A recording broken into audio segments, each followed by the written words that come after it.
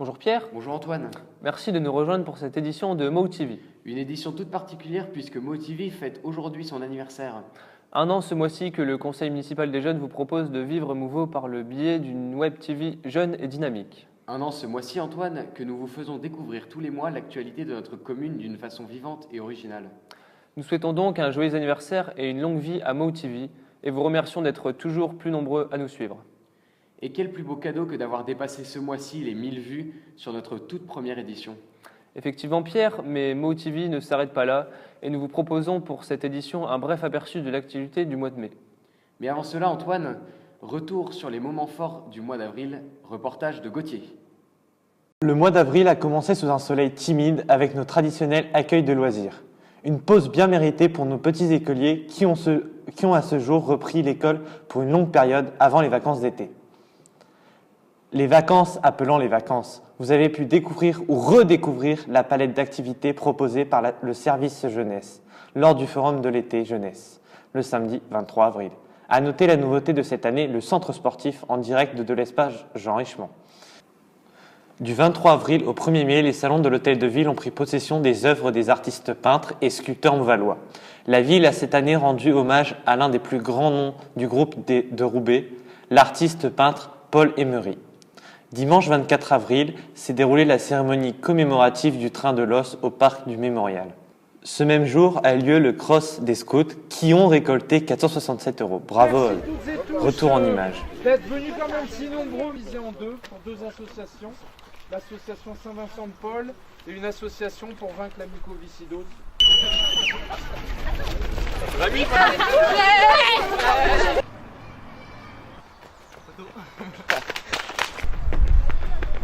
Le vendredi 29 avril était organisée une conférence gymnastique cérébrale, travailler sa mémoire tout en prenant plaisir. À la suite de laquelle 5 séances de travail seront organisées les mardis après-midi afin d'aborder les principaux conseils, idées et techniques pour s'entraîner sa mémoire au quotidien. Le CLIC Lélia est une association de loi 1901. Le CLIC Lélia est un centre local d'information et de coordination gérontologique. Dans le cycle des conférences organisées par le CLIC Lélia, nous avons aujourd'hui, salle Courcol à Mouveau, une conférence sur la gymnastique cérébrale, c'est-à-dire travailler la mémoire tout en prenant du plaisir. Elle sera suivie de conférences avec 5 séances de travail de 2 heures. Elles seront organisées par groupe de 15 personnes. Les ateliers sont programmés les mardis 10, 17, 24 et 31 mai et le mardi 7 juin 2016. Le mois d'avril aurait été clôturé par un job dating spécial assistante maternelle. L'occasion pour les parents et futurs parents de partir à la rencontre de la perle rare à qui confier leur enfant. Le dimanche 1er mai a eu lieu la cérémonie de remise des médailles du travail suivie par la vide-grenier, traditionnelle et tant attendue braderie organisée par le Lions Club au cœur de ville. Nous ferons honneur à notre devoir de mémoire le dimanche 8 mai à 10h45 lors de la cérémonie commémorative de l'armistice 1945 au parc du Mémorial. Une action citoyenne encore, le samedi 14 mai de 9h à 11h30, celle du conseil municipal pour les élections du CMJ. Nous vous rappelons que tout Mouvallois est électeur de plein droit et vous invitons donc à venir voter pour le candidat de votre choix. Une occasion de permettre à vos enfants de réaliser leur premier acte citoyen. Du 18 au 29 mai se tiendra dans les salons de l'Hôtel de Ville une exposition sur l'eau dans le cadre de la Semaine du développement durable. Un week-end festif est en prévision le samedi 21 et dimanche 22 mai avec le gala de danse du CATM Salbercaire. L'association Les Étoiles de Saint-Ex vous fera profiter ce même dimanche de leur vide-grenier rue des Prieux et rue du 11 novembre 1918. Et c'est fin mai que nous attendons le soleil pour célébrer la traditionnelle fête des voisins le vendredi 27. Ce mois-ci, le Conseil municipal des jeunes a testé pour vous le cybercentre. Nous y retrouvons donc tout de suite Gauthier. On a testé pour vous, c'est parti! Merci Pierre-Antoine, je me trouve actuellement devant l'hôtel de ville sous un beau soleil. On va vous présenter le cybercentre, let's go!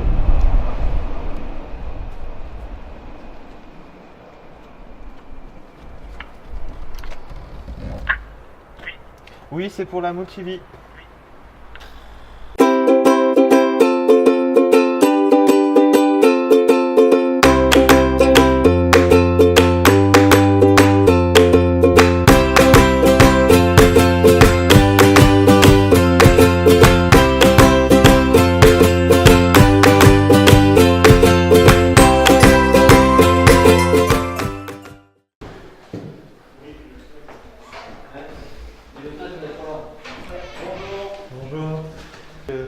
Bonjour, donc je m'appelle Gauthier, vous êtes? Hubert Calmendi. D'accord. Qu'est-ce qu'on peut faire concrètement ici au Cybercentre pour les jeunes ou pour les moins jeunes? Alors pour les jeunes, on propose des tournois de jeux vidéo, de jeux de table le samedi après-midi. Donc sur PC, sur console également, Nintendo ou autres. Des jeux de table comme des jeux de rôle sur Star Wars, des jeux de quiz, etc. Après, pour les moins jeunes, on propose des formations débutants. On propose des formations sur du montage et retouche photo, sur de la navigation internet, l'envoi des mails. On propose aussi des cours pour du question-réponse par rapport à certains problèmes que des adhérents peuvent avoir. Après, on propose aussi des diagnostics ou du dépannage sur ordinateur si c'est dans notre possibilité, parce que des fois, il y a des pannes qu'on ne peut pas vraiment résoudre dû au matériel. On propose également des formations sur tablette et tout ce qui est smartphone. Et après, c'est des services avec l'imprimante 3D. Ah. Voilà. Ah, merci, il y a déjà pas mal de choses. Ouais. Et concernant l'imprimante 3D, par exemple, moi j'ai un téléphone. Oui. Qu'est-ce que vous pouvez fabriquer, par exemple un support, des choses comme ça? Alors justement, on peut proposer des supports, on a des catalogues. Justement, je peux vous montrer ça. Là-dedans. Et on a plusieurs modèles de supports, etc. qu'on pourrait proposer pour un téléphone ou pour d'autres appareils. D'accord. Et voilà. Il y a un site internet également, celui du Cybercentre. Et dessus, vous pouvez passer commande.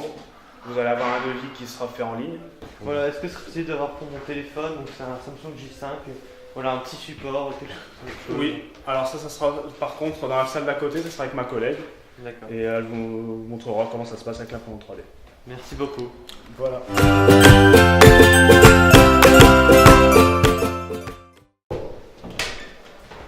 Bonjour, je viens pour l'imprimante 3D pour avoir un support pour mon téléphone portable. Bonjour. Oui, un support de téléphone, il n'y a pas de souci, on fait ça sans problème.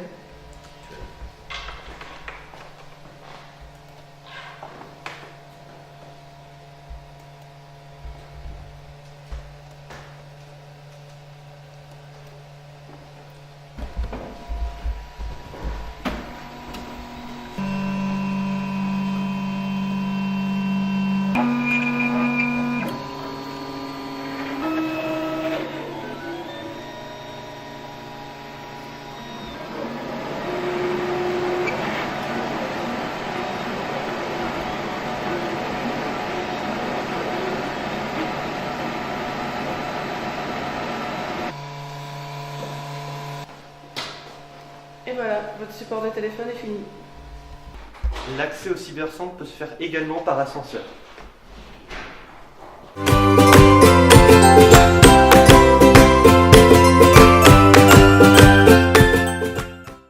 Merci Gauthier. Pour plus d'informations, vous pouvez prendre contact avec le Cybercentre dont l'adresse s'affiche en bas de votre écran. Vous le savez, le samedi 14 mai se tiendra les élections du Conseil municipal des jeunes ouverts aux 10-18 ans. Pour l'occasion, mon cher Pierre, nous avons rencontré des enfants de l'axe citoyenneté des Nappes à l'école Victor Hugo afin de savoir ce qu'ils feraient s'ils étaient élus. La vérité sort de la bouche des enfants, c'est maintenant. Pierre-Antoine, merci. En direct de l'école Victor Hugo, nous allons interroger les enfants sur la question « Qu'est-ce que tu ferais si tu étais élu ?»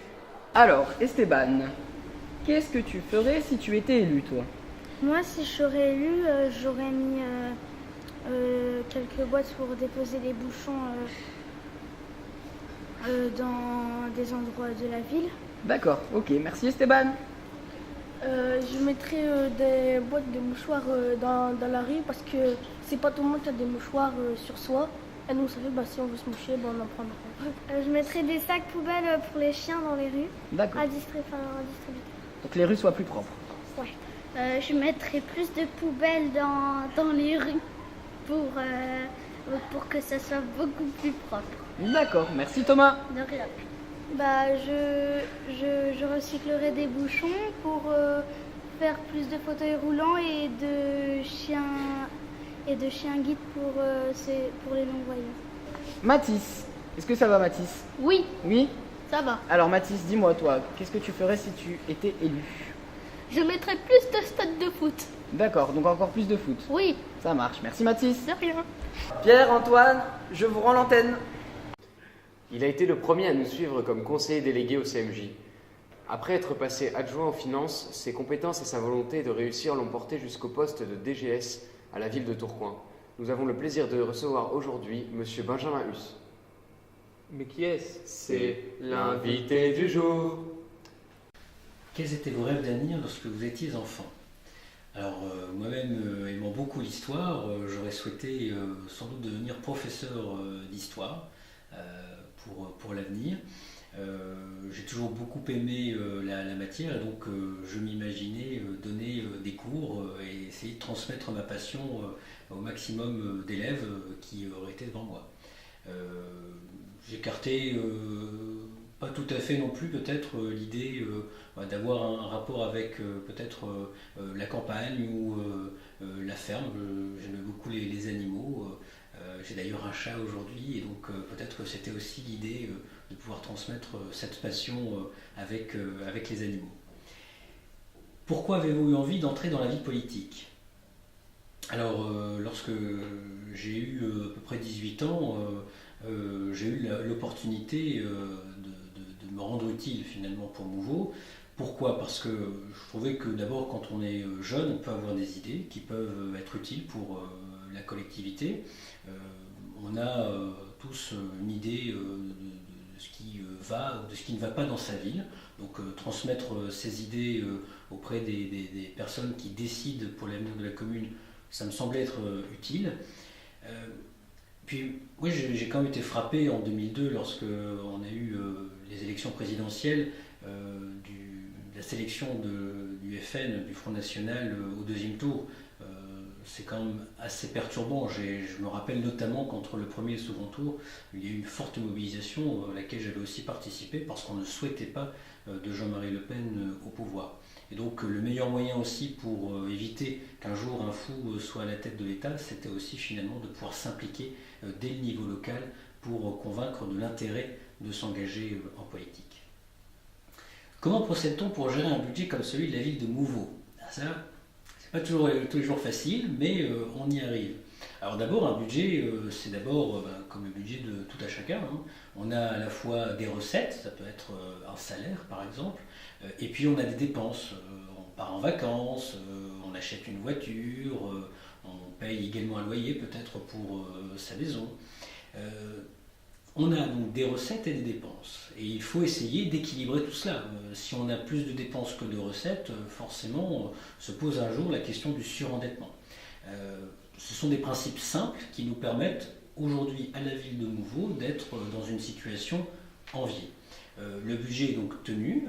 Alors, parmi les principales recettes finalement du budget, on a les impôts, on a aussi les dotations de l'État qui sont en diminution. Et bien pour les dépenses, on a également l'entretien de la ville, tout simplement, l'embellissement de la ville. C'est aussi tout simplement également les activités que l'on met en œuvre pendant l'été pour les accueils de loisirs, que ce soit à Bellewaerde également, le festival jeunesse. Et tout cela donc doit respecter un équilibre. On ne peut pas avoir plus de dépenses que de recettes. Quel parcours vous a permis de devenir directeur général des services de la ville de Tourcoing? Alors, moi-même, après le baccalauréat, j'ai fait Sciences Po Lille, qui m'a permis de découvrir énormément de matières différentes. Sciences Po est une école pluridisciplinaire, et donc on a notamment de l'histoire, mais on a aussi de la science politique, on a du droit administratif, des relations internationales. Et puis ensuite, je me suis spécialisé notamment pour les services publics. Et là, donc, j'ai passé un certain nombre de concours administratifs, dont l'Institut régional d'administration de Lille, qui m'a permis donc d'être véritablement dans la fonction publique de l'État. Et par le jeu finalement des disponibilités, du détachement également, j'ai intégré la ville de Tourcoing, d'abord en tant que directeur des finances, parce que j'ai beaucoup d'intérêt pour les finances, et puis l'opportunité s'est présentée de pouvoir être au service de Gérald Darmanin. J'ai donc accepté et j'espère remplir ma mission avec respect du discours du maire et puis avec surtout beaucoup d'enthousiasme. Ce qui compte, c'est absolument dans tout ce que l'on fait, le faire avec plaisir et avec passion. C'est ce qui guide en tout cas moi, mon activité professionnelle. Quelles sont vos aspirations futures?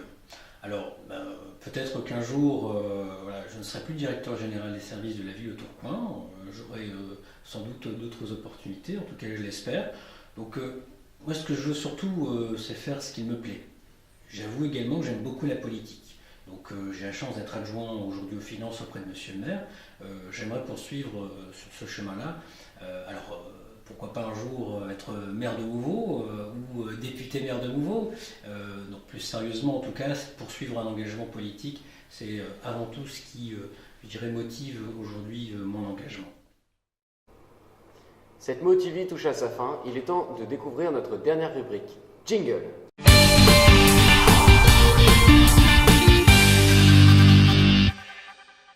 Vous l'avez reconnu, c'est la rubrique Le chiffre du mois. Si je te dis 2827, Pierre, tu me dis quelque chose? Aucune idée, Antoine. Eh bien, c'est le nombre d'internautes qui aiment la page Facebook Ville de Mouveau. Si vous n'en faites pas encore partie, il est temps de nous rejoindre pour retrouver toute l'actualité de notre ville en images. Motivie touche à sa fin. Nous vous donnons rendez-vous donc le mois prochain, en juin, pour notre prochaine édition. C'était le mot de la fin.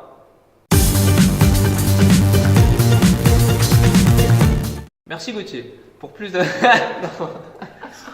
J'ai rien fait du tout. Merci Nicolas. N'hésitez pas à contacter Amélie Claeys, chef de... Nous avons le plaisir de recevoir Paul Mordefroy, coordinateur de l'école. Cordon bleu. Mesdames et messieurs, ne rejoignez pas le CMJ, c'est une secte. Cette motivie Souche à sa fin.